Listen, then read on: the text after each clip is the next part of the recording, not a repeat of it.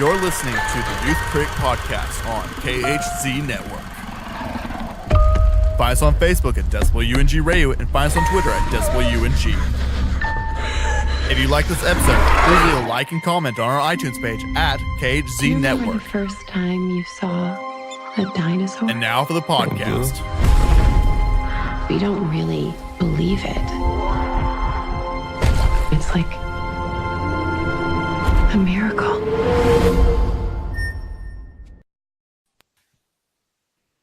Hello, everyone. Welcome to the Youth Critic Podcast. I am your host, Cale Smith, today from the Waffle Press.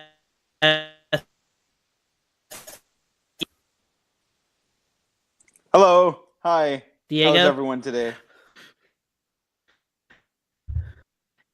It's going great.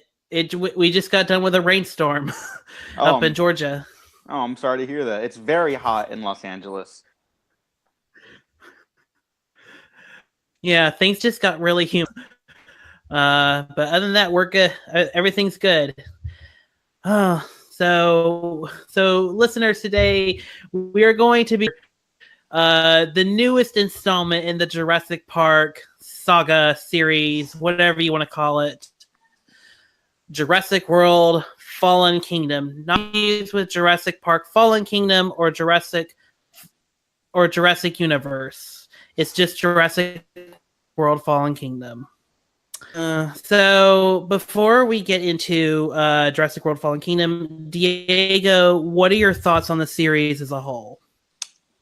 Severely flawed.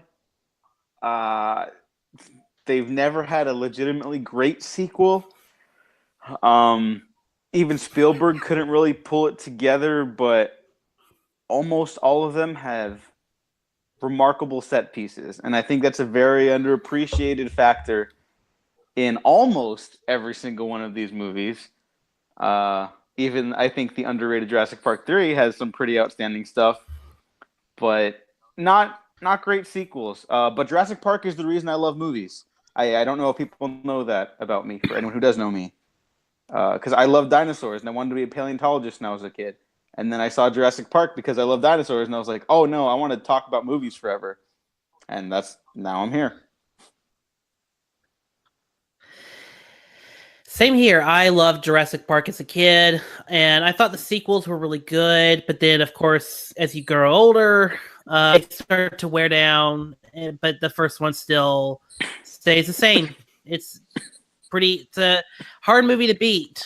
It's kind of like the Jaws series. It's like you just can't beat the first one, no matter how hard you try.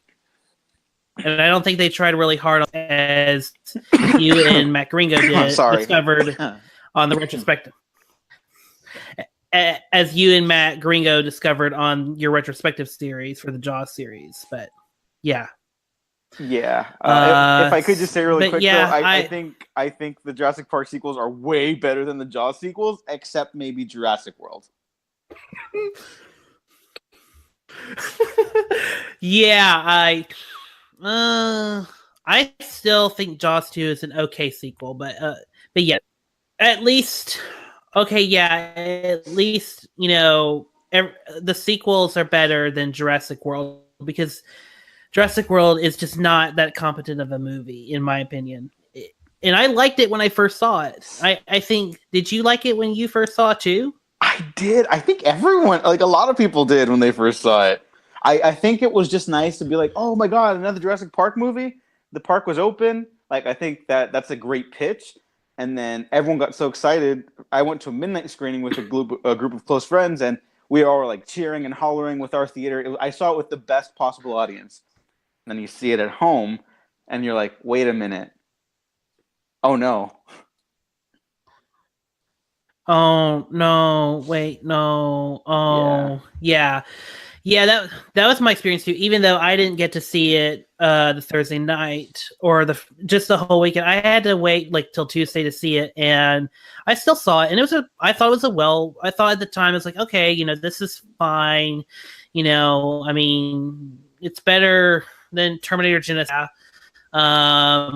And that was just my think. But then the more I saw it when it came on Blu-ray at Christmas, and then I saw it recently, it just goes down in quality very quickly when you start rewatching it and think more, because when watching that first movie or watching Jurassic World, you're like, in the first 20 minutes that something's wrong. You just know it's apparently wrong in the direction when the moment you're building to with the John Williams classic score, and the moment you release the triumphant John Williams theme is like the kid walking through the room and he sees a park. And it's not even like a really good shot of the park because it's so wide and there's not enough like scope in the distance. There's not enough, there's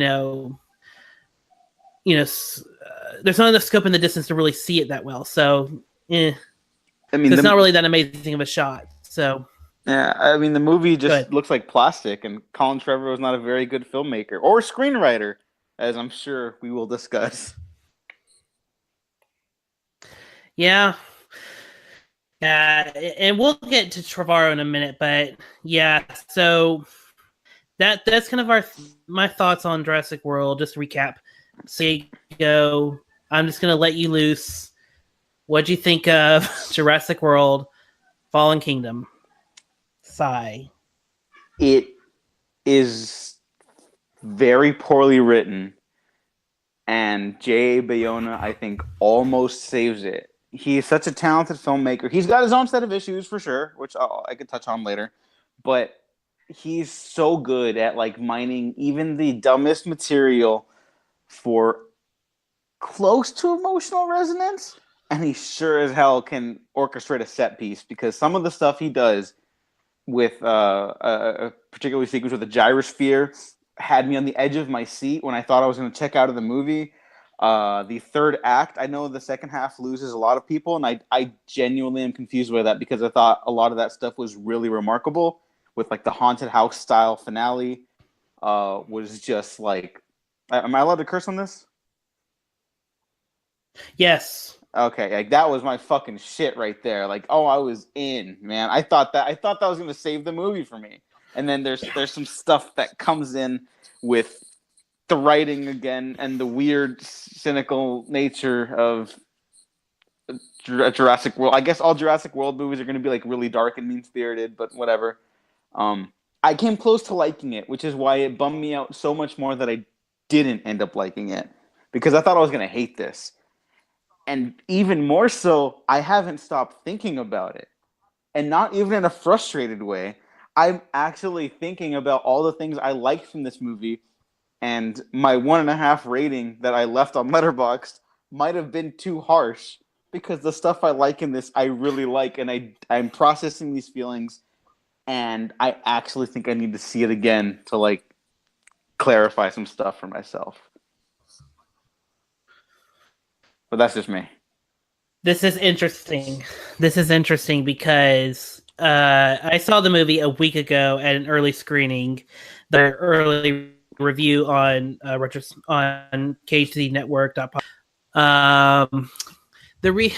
And you and I were taught, and it's a really bad script. Like, it's convoluted. It's the whole idea, the whole premise of everyone having to go back to the island to save dinosaurs it's inherently dumb, because you're basically saying, no, we can't let these animals die, but they're not really animals, in that they're not animals in the way we look at animals like lions or sharks, or in that nature of they're more endangered species that could really change our evolution. So going back is a terrible idea in the first place, and then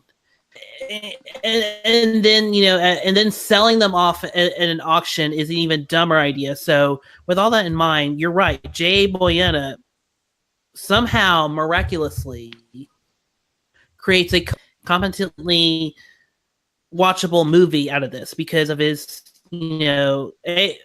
shot choices, his compositions, And there's some legit horror moments in the movie, as well as some really good action. And I thought, really, it was kind of ballsy of this big blockbuster, kind of in the same vein as like Mission Impossible Rogue Nation, to go from, we're going to have our big stuff in the first half, and then we're going to end it with, on the top of this house, on the top of this mansion.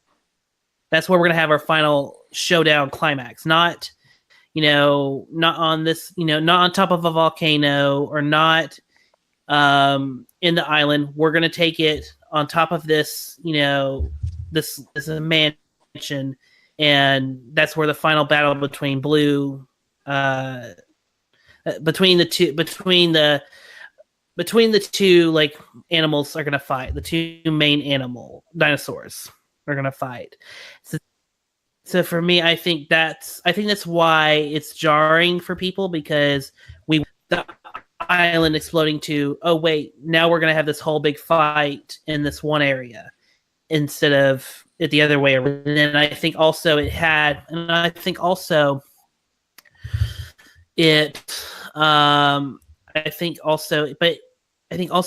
doing that, you make everything more memorable, and hiding everything in shadows and hiding everything in the dark, where you just probably couldn't in an island setting where there would be lava everywhere. So I think Colin Trevorrow and Derek Connolly are terrible writers, and Jay Boyana had a lot to work out of their script.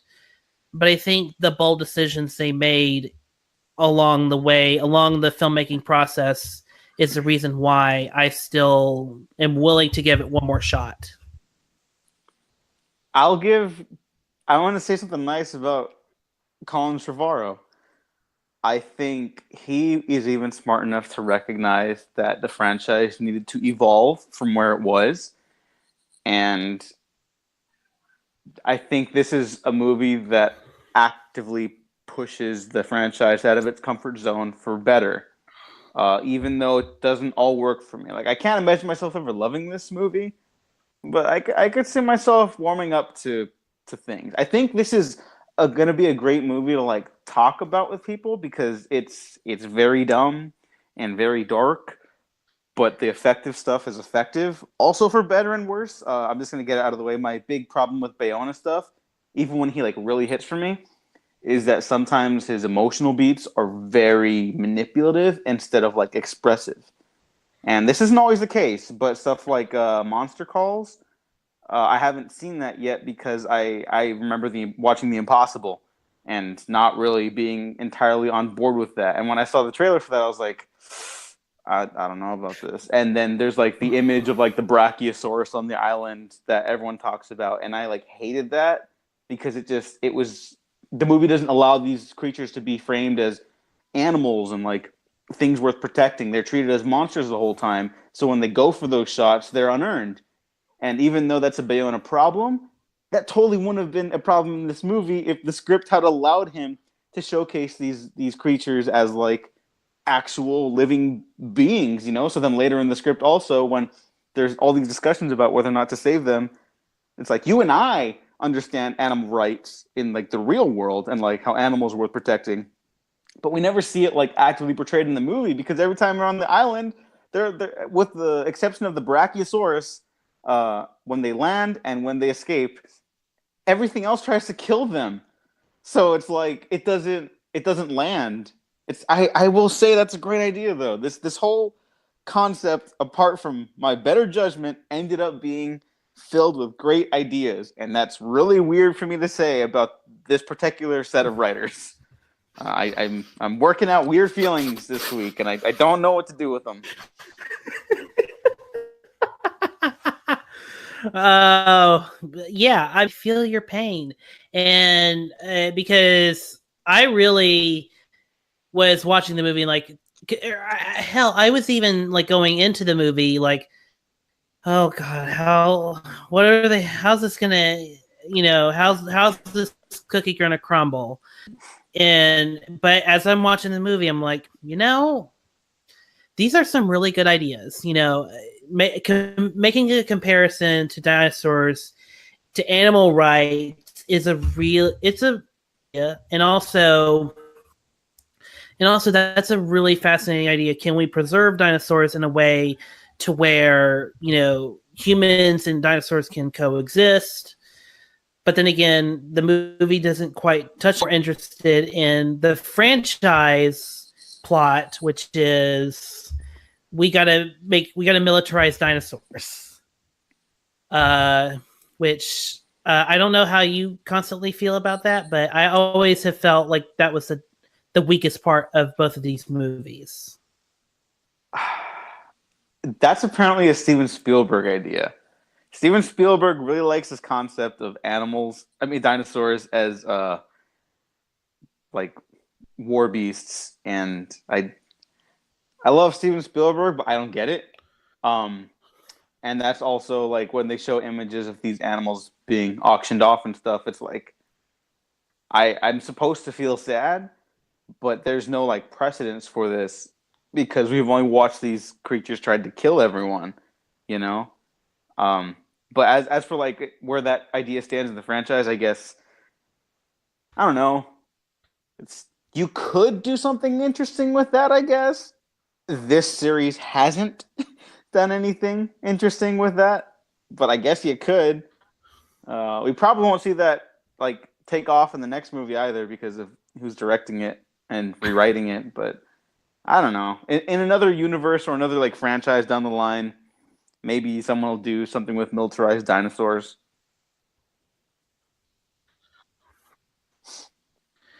It's I mean, if it is Spielberg's, then Spielberg, let it go. It's almost like it's almost like the satire in Iron Man 2, where it's like the overbearing satire in Iron Man 2, where John Favreau is like, drone warfare is a terrible idea. Yes, we get it. Drone warfare is a terrible idea, and you're not really doing it quite justice to this terrible idea because you don't really give the people credit, the people behind it credit. So yeah, but it's just all these. It's this problem that I've always had with this franchise is why do we keep going back to this idea? Why and Trevorrow and Boyana, because I think if we don't give enough credit to is it Bayana or Boyana? Bayona. Bayana. If we do not give enough credit to Bayana, I think we're going to do a disservice because I think he is much in charge of this as Trevorrow is as well. It's not like he's a journeyman filmmaker in this situation where he's just coming in and directing traffic. I don't think that's the case because I think there's a much more stronger direction here than what we saw in Jurassic World. Oh, by but far. I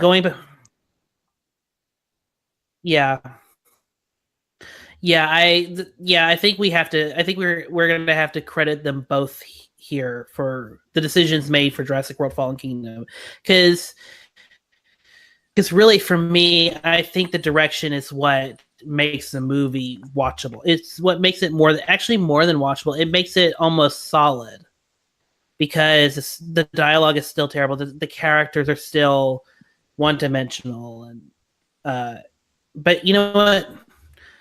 I'm done complaining about this. Diego, is there any good things to say about Jurassic World: Fallen Kingdom? Oh my god! Everything horror related is actually kind of incredible. Even the early sequence with the mosasaur and the T-Rex, like with the flashing thunder slowly revealing the T-Rex creeping up on someone, like it's a little hokey and goofy, but it's different for the franchise.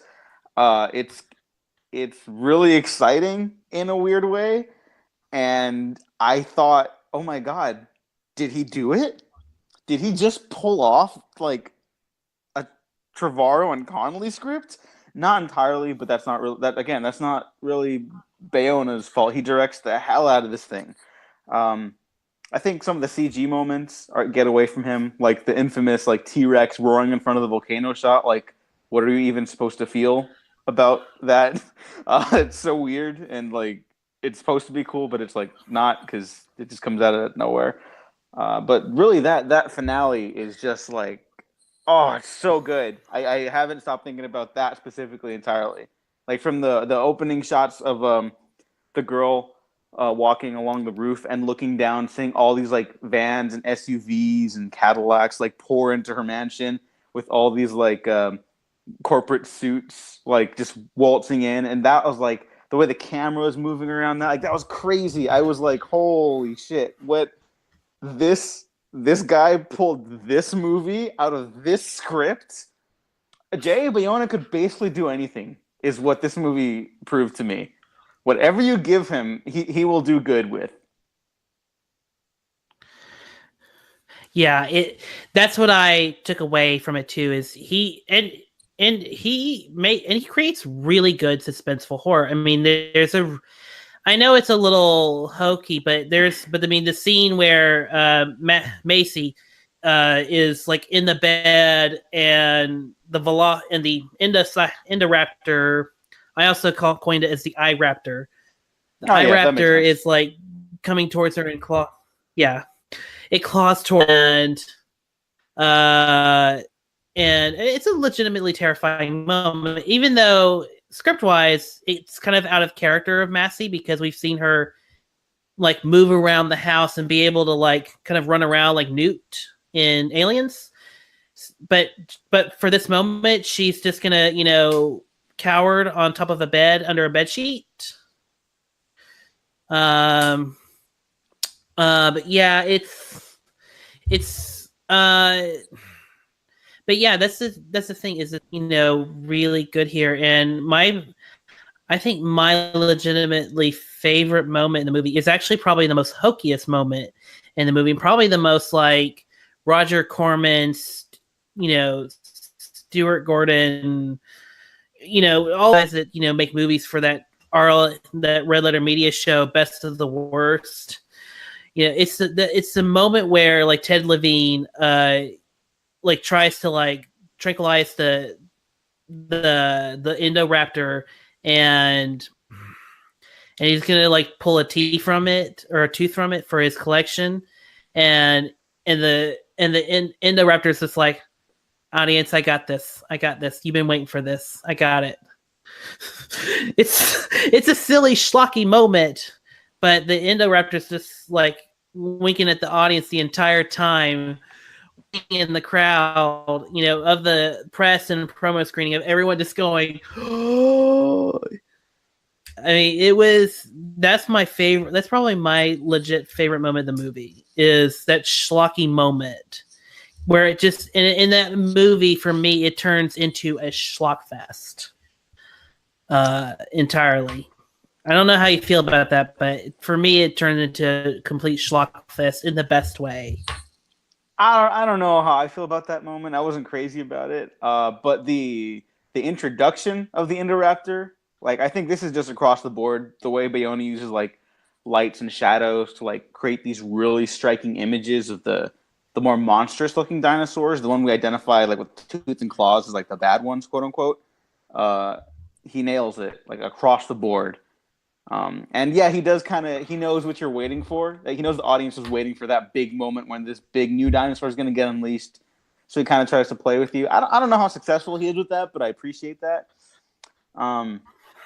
Even though thematically and script-wise, this moment's like just, it conflicts with everything the movie's going for at this point.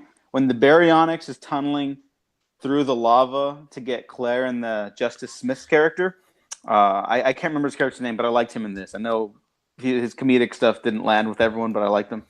I hated that these animals were still treated as monsters. Like, it's basically just like a zombie or something. Like, the lava's hitting it and it's still trying to eat Claire and Justice Smith's character. But at the same time, that was very intense and it was very exciting. It just happened to be very dumb. That was when I could settle in on like my mixed feelings for the movie, Like, that's when the movie started winning me over, while also like really showing its hand that like, oh yeah, this is definitely like extremely dumb. Yeah, Franklin's the name of the character. Thank you. But yeah, that's it. Because wouldn't another animal just like look at lava and then just run away? Yeah, like the lava hits it on the head, and it's like still trying to Logically, kill them. I don't. Yeah, he must be really like like Jesus. Like yeah, that's it. That's the that's the big thing about this movie is that the movie still treats them as like monsters that have an unobtainable or an uncontrollable hunger. And yeah, that's problem of the movie is you want to love these animals, even and we're kind of already in spoiler territory, but don't want to stick around. Come back later, or stay, or if you want to listen to spoilers, stay tuned. But in the moment where option to let the dinosaurs die of cyanide poisoning or let them go, but it'll mean like the whole world is now going to be supposedly at stake, setting up a third movie. But in that moment, because we haven't had enough time with these dinosaurs to really build a relationship. And not only have we not had time to build a relationship in this movie with the dinosaurs, but we haven't really had time in this incarnation of the franchise dinosaurs. Because if you remember the first movie, like, yes, we see, the Brachiosaurus we see the Brachiosaurus die, and supposedly that's our connection to the animals, but still we don't see them really roaming around other than, montage shots, if that makes any sense. So even as a franchise, seeing these dinosaurs like the Brachiosaurus at the, end of the, at the Brachiosaurus with lava behind it, and seeing the dinosaurs possibly dying of cyanide poisoning, it still doesn't quite emotionally work because we haven't built as an audience the connection that we need to basically, feel empathy for the dinosaurs other than, forced emotions, if that makes any sense. I'd say the one animal that audiences generally have an attachment to now is Blue, and he wasn't in that room with the other dinosaurs. And that's like the simplest solution to making people care immediately. Because when I saw that, I was like, oh, fuck this. Like, how dare you? Like, this, of course it's sad. These are living creatures. Of course it's sad that they're probably going to die right now. And then it turns out they don't because they need a sequel. But, like, there's nothing there. That's that script writing thing about, like, oh, they're going to shoot the dog. It's sad. Like, I'm sorry, but, like, the only movies that could pull that off is, like, John Wick, And that's because that's an extension of something else the main character already cares about. And then we as the audience come to care about it. Yeah. And so they had the pieces here in Fallen Kingdom, but they just didn't piece them together. Yeah, they took the most streamlined, shortcut ways to feel emotions. Yeah, because that's the reason why the Brachiosaurus, going back to that doesn't make any sense to me or it doesn't really quite work on an emotional level, is because we haven't felt any emotions for these characters, for these dinosaurs other than Blue. And yeah, it doesn't really work. And look, it is a sad moment. It is a sad moment to see the Brachiosaurus, basically choked to death on ash and debris. It is a sad moment to see, a bunch of innocent dinosaurs basically struggling to get out the door as they're trying to catch their breath. Like, those are really sad moments. We're not disagreeing on that part. We're basically, saying we don't have that emotion because it wasn't built in. Because you brought up John Wick as an example. John Wick built that connection. Yes, it's very cliche to kill the dog, but we built to that emotion. And you're right, and it was an extension of the main character. There was a reason that dog meant something, and we could get behind that reason. So yeah, it doesn't quite work. So yeah, it doesn't quite work here. And I'm sure someone's out there like, but this or that. But I don't. But from my emotional attachment to these dinosaurs, primarily just because we don't have it. We didn't have that emotional attachment built in, that emotional connective tissue. So yeah. So Diego, let me ask you this, and we're kind of dancing around this, but what would you, in your mind, think? What is the difference between manipulative and genuine emotion that would be garnered? You build to it. You have to establish. I know we kind of. You have to establish the positive before you take on the negative, or at the very least, handle the negative before you take on the positive. So it's like not to get into the whole DC thing, but like my problem with like Man of Steel and Batman vs Superman isn't that they're like attempted deconstructions of the character of Superman and Batman. You could argue the quality of them as deconstructions as well, but the big point of contention for me is that they just don't. There's nothing to counter that deconstruction. They're not deconstructing anything to me because there was no counter to that originally. So the same thing goes for like that emotional pull. I think like I'm trying to think like the most like The Incredibles also just came out, which was not quite incredible but really great. And that's a movie that builds up character emotion in a big way. Maybe that's the wrong example because there's no like hard hitting like emotional moments in Incredibles 2 exactly. There's emotion in it, but there's nothing like to counter it exactly.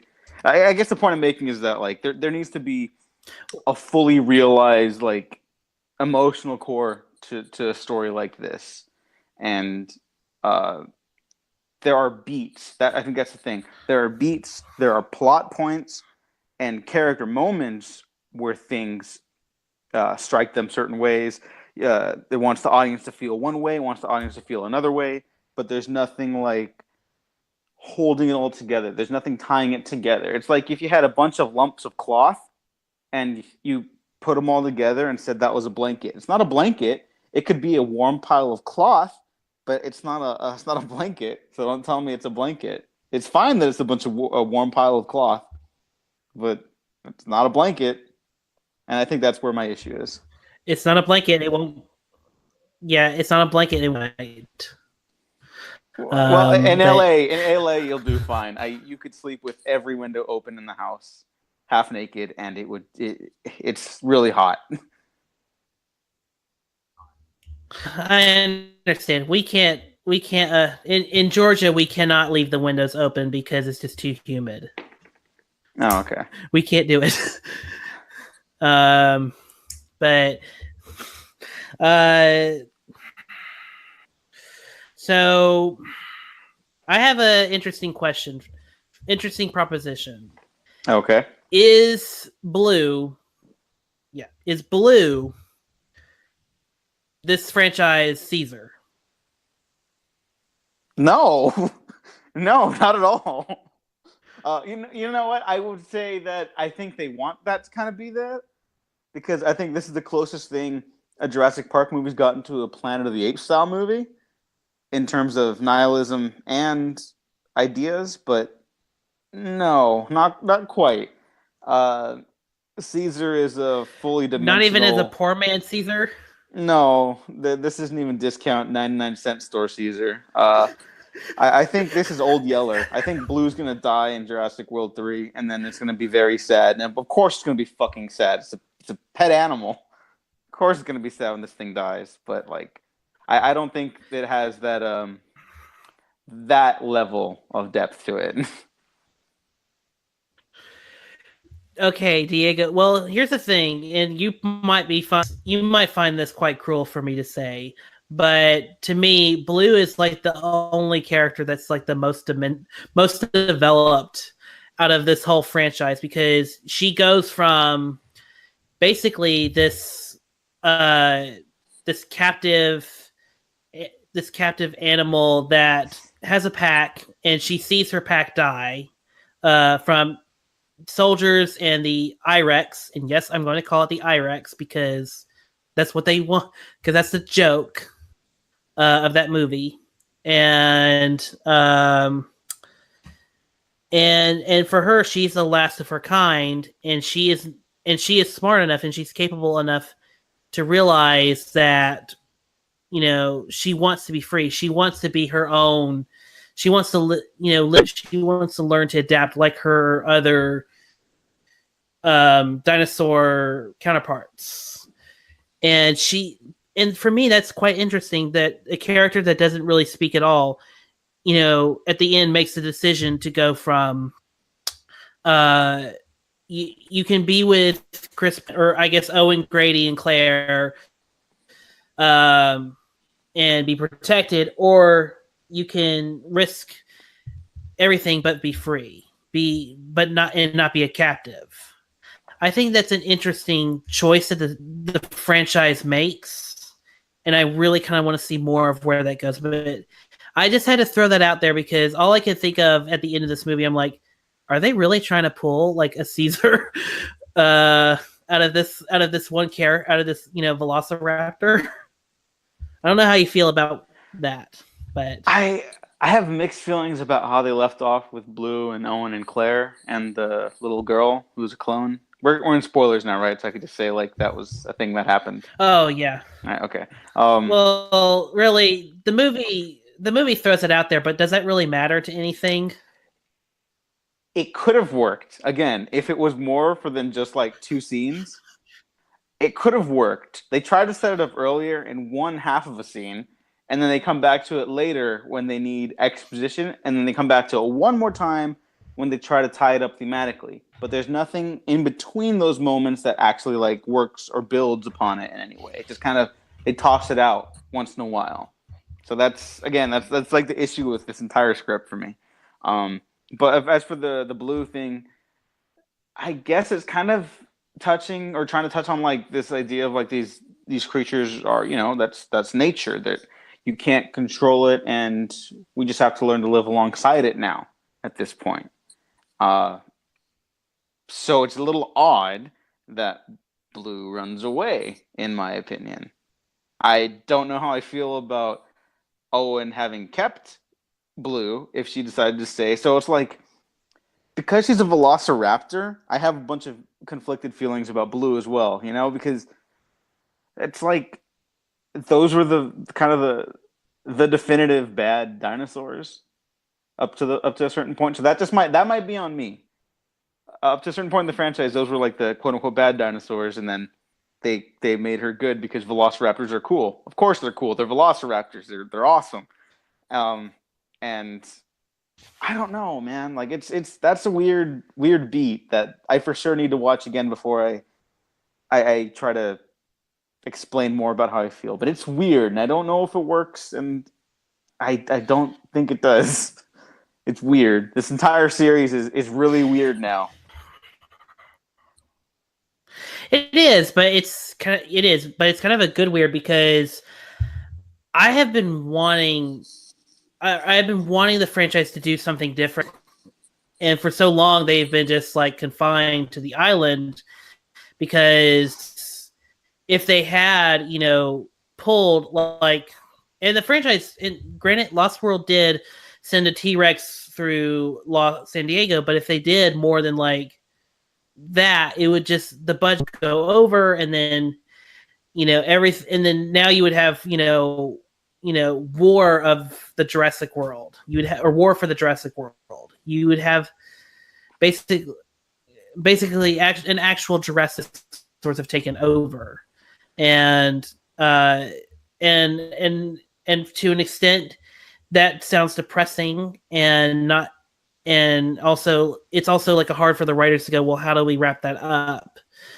to where in a satisfying, cohesive way? So yeah, it is a weird way to go, but I'm weirdly interested in what they're going to go with. I don't know if having Colin Trevorrow back was a good idea, but yeah, we'll see where the franchise go. But I had to point out Blue, because Blue is, to me, the only character now that feels like there's depth, because Claire and Owen are kind of one-dimensional. Franklin and the other like dinosaur veterinarian character, Zia, she is. They're both kind of, you know, they're both there to be either comic relief or they're to serve a purpose that doesn't involve being characters. And then of course, you know, Ralph Spall's character dies. You know, really the only, and then Macy is really just basically, she's supposed to be the symbolic, like, human of the movie. Like, she's supposed to be symbolic representation of what the dinosaurs are. But again, like, why do I care? So, why did I care about that recent development? In fact, I would think that would actually be something that would happen. So it's not really that shocking. So, well, it's not shocking, but I like the idea of the character more than her execution. And of course, like, okay, I also got to touch on this, like, the Spanish horror vibe that Trevorrow talked about for so long about this movie. I was like, what does that man even consider like Spanish horror? Like, oh my God, what's it even going to look like? I was horrified, and not in a good way. Like, oh my God, quality of that was going to be awful. And it kind of gets the broad strokes of it in terms of the haunted house, the little kid running around, her family being used as pawns in a bigger game that's out of her control, and the nightmare imagery with the dinosaur clawing at her window. Like, I don't know, man, that was kind of impressive. But what the little girl means in terms of the franchise, and specifically in this movie, is that, yeah, it's kind of unethical to clone another human being who died, and it's also unethical to clone dinosaurs. But they're here now, and we have a responsibility to protect them as we do anything else on the planet. That's a great idea, and I can't believe I keep saying that about this story, even though the execution and the writing sense is pretty, oh boy. But you could do something with that. You could do something really incredible with that. I don't think they did, but you could do something really incredible with that. I think you can, and I think in the third movie you can develop it even more. But before we move on to the future, why do you think the writing is still poor here? Just for our listeners here. I know why the writing's poor, but why do you think the writing is poor? Scenes don't have connection moment to moment. The franchise that most reminds me of at this point is the Amazing Spider-Man series, where Peter Parker is kind of a cool hipster douchebag, but then he's also like an underdog and no one really likes him. He's kind of a loser and outcast, but he's also super cool and listens to Coldplay, but he'll also get the girl at the end. He also has the swagger of the Fonz, but he's also like lonely and sad and like no one talks to him. And it's like, choose one, do something. I'm like, every character in this franchise is representative of that sort of character. Except I will go to bat for the minor characters in this, because they're not great characters, but I think they're likable enough characters, and they have a heart that the rest of the characters don't really have. Like, Owen's just kind of a dick, but in the broad sense, what happens in this movie, and it's not fully intentional on the script's part, I think Bayona saves it. He goes from being the dickhole we see from Jurassic World into being a dude who learns to care a little bit, which is kind of neat. It's not huge, but I think it's there. And actually, Claire, she's not great either, but she's fine. She's fine in this, as opposed to being like the most misogynistic representation of a woman in blockbuster history for the last decade and a half. She's fine in this, so that's a major improvement. And that's all I got. Worse than Sue Storm in Fantastic Four? Or Fan-4-Stick? I wouldn't say that's a misogynistic like interpretation. I would just say that's a terrible interpretation. That movie's a whole other. That's a whole bag of worms and then some. I wouldn't say misogynistic, but if I'm misremembering something, someone feel free to call me out, because that's a whole other movie with a whole bunch of other problems. You're not. Yeah, that's the other thing too, is you're not wrong about Claire, because the thing with Claire is it feels so hard that Colin Trevorrow is trying so hard to build an arc to where she grows as a strong female character, but it feels like the screenwriting textbook approach of how to do it, rather than actually building a character through steps and traces. And here, in Fallen Kingdom, him and Connolly really just give her a one note in that she cares about the dinosaurs, and then at the end she learns, for the greater of humanity, we have to let them go. But of course, Macy presses the button, and that. So, but it's not a dick. It's not an easy choice that they make at the end, but I think, and again, we talked about the issues we had in the setup and the execution of that culmination of that story, but ethical decisions and moral decisions aren't always easy. They're often the harder choice to make because you have to live with these decisions. And I think the decision that's made at the end of this movie by the child and not the adults here, because childs have that innocence, and that moral purity that adults kind of lose sight of once in a while. It's going to be harder in the long term, but I think it was the right choice.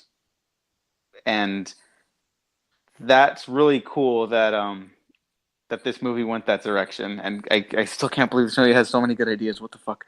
And Claire, she has kind of a reverse Ripley arc from Alien to Aliens, because this has serious Aliens vibes in it, especially the later half. But because she does a total 180 from her character in the first one, where she's just kind of awful. She's just awful, awfully written. Everything about the character is so terrible, except for Bryce Dallas Howard, who is a sweetheart and a saint, and I will hear no slander about her personally. But her character is just so terribly written because she's stuffy and a businesswoman, and she's wrong for not wanting a family, and it's why can't she just be a successful businesswoman? Whatever. Aggressive gender politics much. And then in this one, she comes to terms with that, to learn to care. And she has taken full responsibility of the dinosaurs that she allowed to basically just ruin her career. And honestly, it's kind of surprising that she's not in prison at the beginning of this movie, because she's responsible for a lot of death. but she's taking responsibility for her actions. I mean, Mike.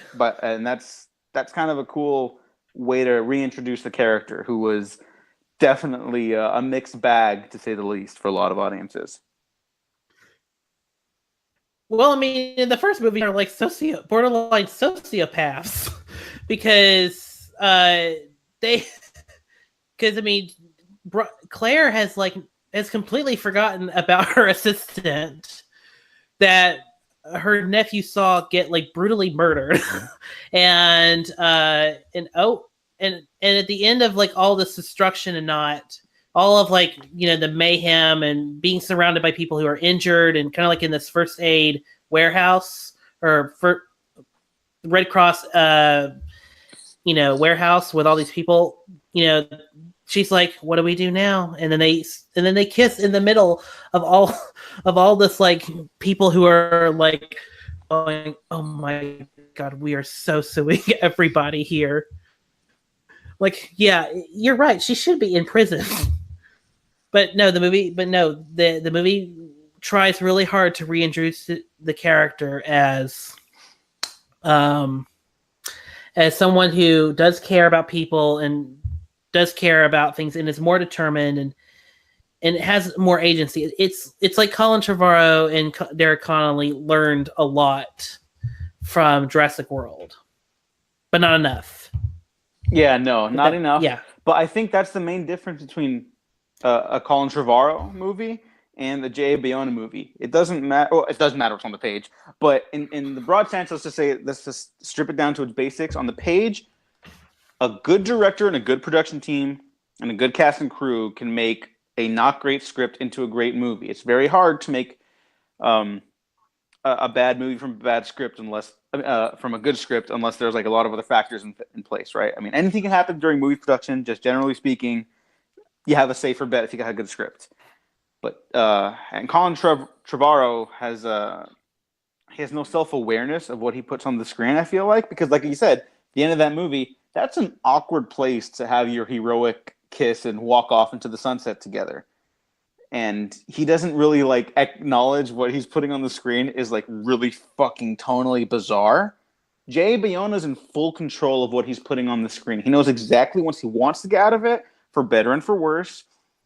And he knows how to get a reaction from the audience, also for better and for worse, mostly for better.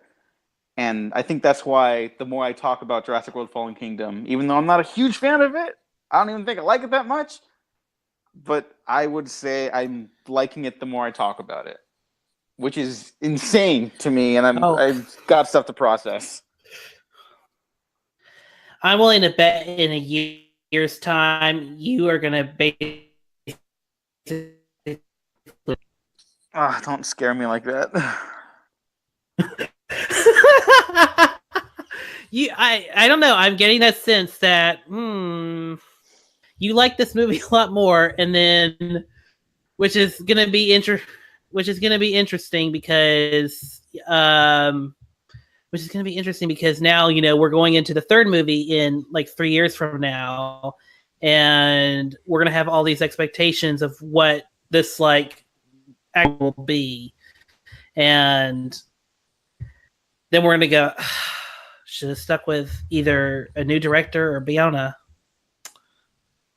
Unless Trevorrow pulls a miracle. That won't happen. No, that will not happen. I've seen Book of Henry. That will not happen.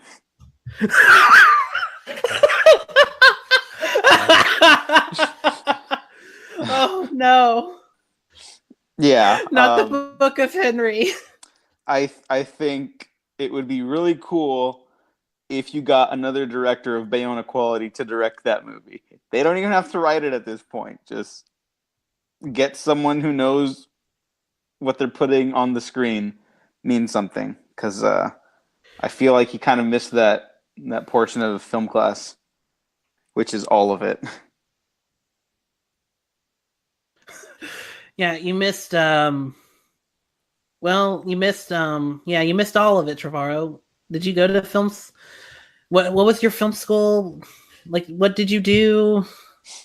Because I'm like, because even looking back at, even look at Book of Henry, I'm like, if you would have just done this, and this, like, you could have made a really okay movie. Like, just make these changes, and the movie would make a lot more sense. Do you know Patrick Williams? But no, it doesn't. It doesn't make any sense. Yes. Okay. I do. I saw. Yeah, I think it was him who put up the A Book of Henry as a Wes Anderson movie.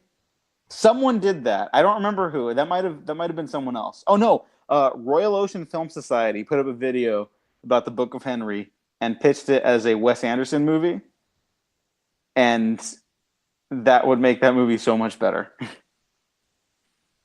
Well, of course, Wes Anderson would be directing. It's all about tone.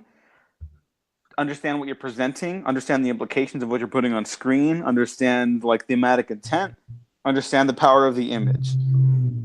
I don't feel that Trevorrow understands those things, but it would make for a wacky, tonally uncomfortable Wes Anderson dramedy.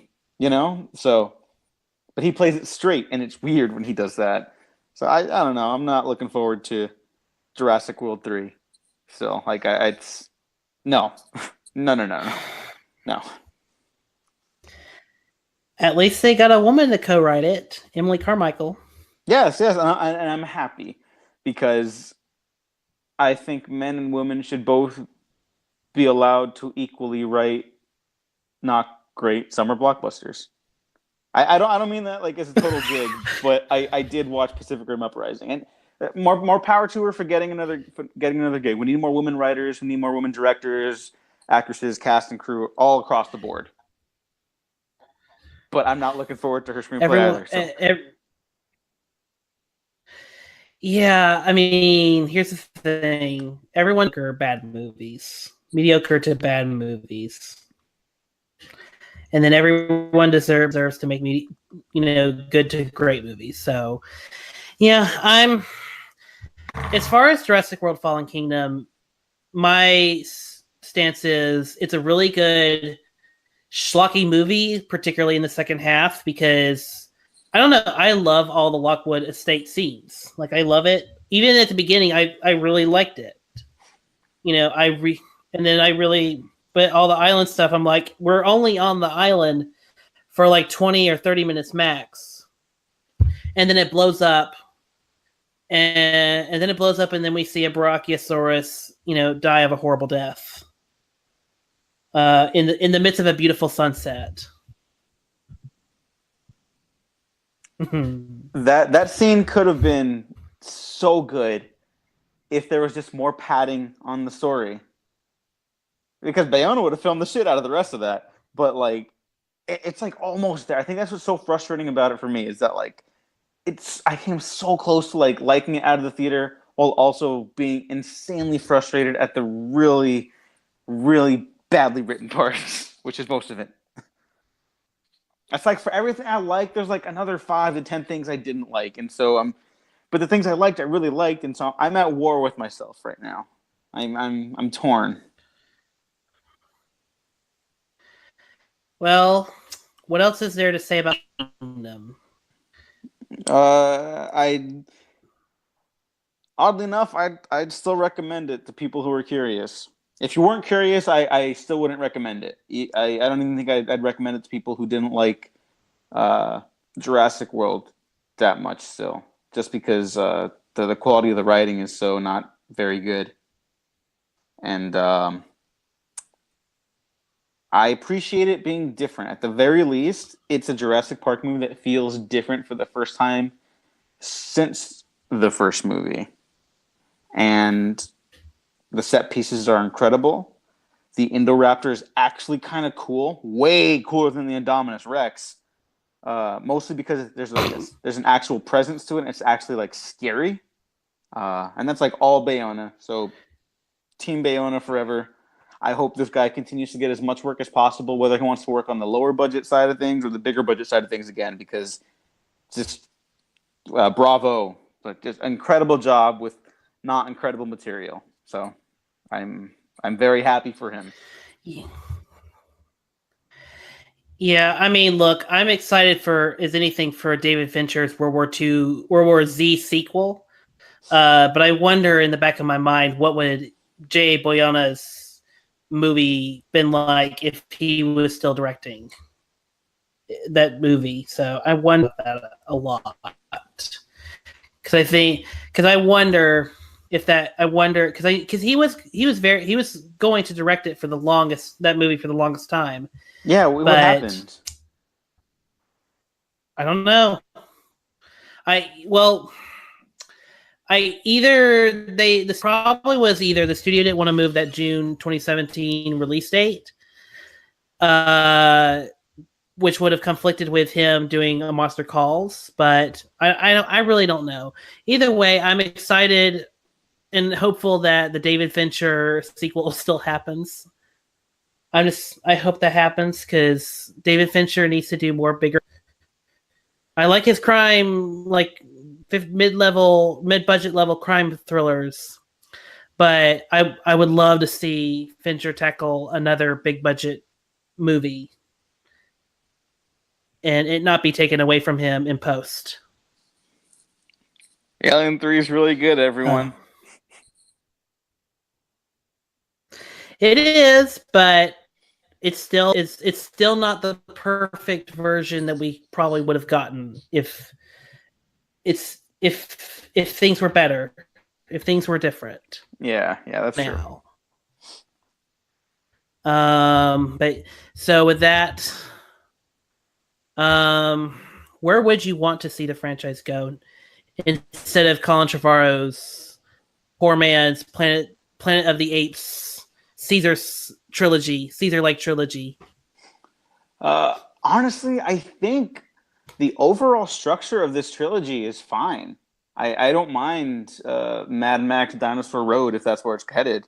Even like bringing it back to the park, having the park monumentally fail harder than it ever had before, destroying everything we know about the franchise with the island and putting it into a weird Spanish horror vibe for the sequel. Awesome. And then changing the entire face of summer blockbusters by having dinosaurs scour all over the planet for the third one. These are good ideas. They're great pitches. I don't know what Colin Trevorrow is going to do with it, and I don't see him doing a good job of pulling it off at all. But like that's a nice structure right there. I can't argue with that. I got other stuff to argue about, but I can't argue with that. So yeah, I agree. I will respectfully agree because honestly, I don't know where else the franchise especially after Jurassic World, where they did reinvent the wheel, sort of.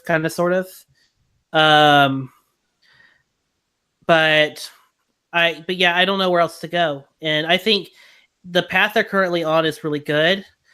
I'm just really hopeful that we can get a solid movie out of this. Because, you never know. You never know. Maybe in 3 years' time, Colin Trevorrow will be nominated for Best Director for Jurassic World 3. That will never know. Happen. I will bet you $1 million that will not happen. Take it. Well, okay. You said it. Nah, dang it. I gotta be careful about what I say. Yeah. I'm gonna owe you like $1 million. Yeah, you're gonna owe me $1 million by 2021. So thank you for that. I could use it. I'm in crippling debt. You know who they should give the third one to? Brad Bird. Even with where they're going now? Yeah. Because there's probably a bunch of weird, epic action stuff that they want to do. And Brad Bird, as much as I love his individual stuff, I would love to see him do more stuff like Ghost Protocol as well. Where, he's basically a hired gun, but he's not careless. He's just a real director, who puts care into his craft and with his cast and crew. So I'd like to see what he could do, something like that. They won't, but I'd like to see that. I would love to. Yeah, I would love to see Brad Bird do a Jurassic Park movie. I still honestly don't know if it would be the way. I still don't know if it would be the right way to go with this because Brad Bird's very auteur with his style. I think he's a very auteur in his style and the kind of stories he chooses to tell. Yes, I know Mission Impossible Ghost Protocol is a very different story than Tomorrowland and Incredibles and Iron Giant, but there's still a Brad Bird feel to it. That could be interesting. I would be more excited if Brad Bird was like Giants, but obviously we know that's not happening anytime soon. So, well, look, could you imagine Brad Bird doing the Flintstones? Think about it. Then he could do Jurassic World 3. Yes, I could. Yeah. But Diego, the Flintstones is a little different than it won't be that different. Tone. It won't be that different. We've seen these scripts. We've seen them play out. We know where they're headed. It won't be that different. Diego, I've never seen a Flintstones episode where the dinosaurs accidentally ate someone. Oh, they made it. They pulled it. Dinosaurs are. They pulled it from distribution because they realized everyone was doing heroin for headaches.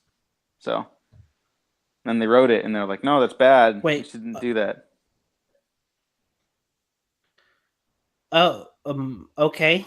No, I'm kidding. That didn't happen. All right then. I was about to say, wait, what? What are you talking about now? It's, but yeah, sure. Who, yeah, I'm good. Because I don't see Steven Spielberg coming back to this franchise at all, and I think Joe Johnston announced that he's retired, and there's just not. The only other director I might consider letting another person do it is maybe Michelle McLaren. But then again, I want to see something from Michelle McLaren. It's been too long seeing her do something. Yeah, she hasn't done any big movies, huh? Or any movies. Or TV in a while. Yeah, what the hey? Where's she at? Someone hire her. Someone give her a job. Yeah, she almost did Wonder Woman. Fuckers. Well, Patty Jenkins did a really good job. Patty Jenkins did a great job. I'm not dissing Patty Jenkins. I'm just saying, like, after not getting Wonder Woman, she should have gotten something else immediately after that. That was my intention with that. Patty Jenkins is great. Can't wait for Wonder Woman 2. I know this sounds terrible of me to say, but I would have given her one of the 50 Shades movies.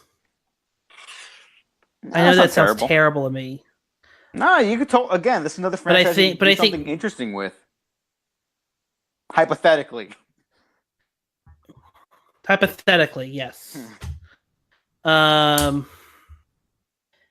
Yeah. So, do we have any more thoughts on the Jurassic World franchise? It's kind of it's fun to talk about these movies, and it's actually better now that we can kind of talk about them in a little bit more positive light instead of just us screaming at our screens.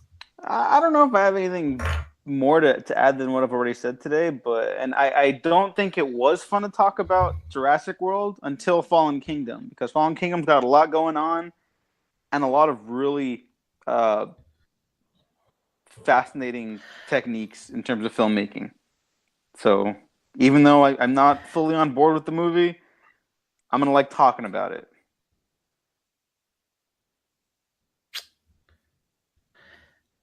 Right. For me, I think it's more fun to talk.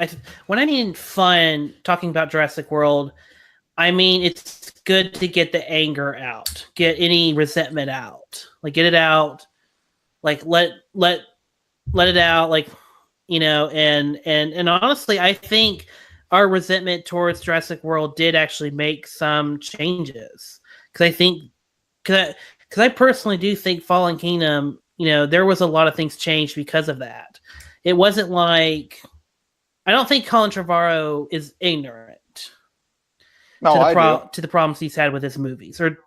Oh my God, you heard the man talk? It's incredible. I mean, is he ignorant to the fan response, to the backlash, or is he just ignorant in general? No, I think just in general, like he feels very out of touch. I don't think he's a bad person. I just think he's very unaware. Yeah. Yeah, that's what I was going to take away from Colin Trevorrow, because every time I see him in an interview, even though he says some crazy shit, like or occasionally he'll say some crazy shit, but I always got the impression that he really does mean well. Like he sounds like a decent person. But I don't want to say he's ignorant to the fan response, because I think a lot of the things we saw that got better was because of the fan response. And of course Jay Boyana, and I think also this is a better story than Jurassic World. So yeah, I think not as ignorant as people would like to think, or people think it is, if that makes any sense. Yeah, I get you. Mm-hmm. All right, so you ready to wrap this up? Yeah, let's do it. Diego, where can the good people find you? You can find me on twitter.com at DEWGOWaffles. Prosecute ICE. Also, follow my podcast, The Waffle Press, where I do my own retrospectives with my friend Matt. I do a roundtable discussion with my friends Gene and Nick. I'll be talking some late E3 stuff because we talk about video games once in a while. And then we'll do a roundtable discussion on all the movies released in June, including Jurassic World Fallen Kingdom. Hooray! Yay! Yay! Yeah, because June wasn't that bad. You should. There was a lot of good movies in June. So you can find me on Twitter at MovieKale, and you can also follow the Youth Critic, and then you can also follow the channel that distributes this podcast at KHC Network. I will have the links to all of everything that Diego does, all like 15 jobs and places he publishes stuff. Oh yeah, sorry. I'll have all links. Sorry, I forgot. I'm sorry, guys, if you're listening. I forgot. I've had a long day. They'll kill me. I'll have a link to that. Thank you. I'll have a link to all of it, all 15 of them. I'll probably just have Diego send me a list of things that he's worked on because I'm sure I'll forget something. Knowing me, I'll forget something. And that's it. That's it for the show this week. I did just post the retrospectives for Last Action Hero. Those are currently up. And the next one is a combination of Sleepless in Seattle and The Firm. And then the next podcast will be Sicario 2, Day of the Soldado. Ty Sheridan's hopefully next masterpiece in screenwriting. Hopefully. Thanks, everyone. We'll be back with you next week on the show this week.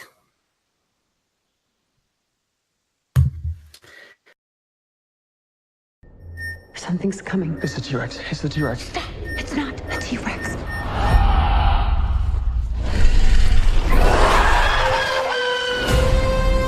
Blue, come with me.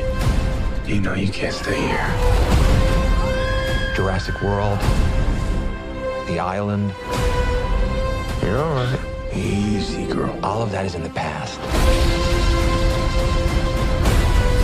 Am I dead? Not yet, kid. I want to show you the future. What is that thing? They made it. Blue.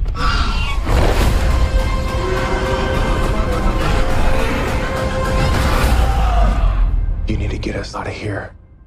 Yeah.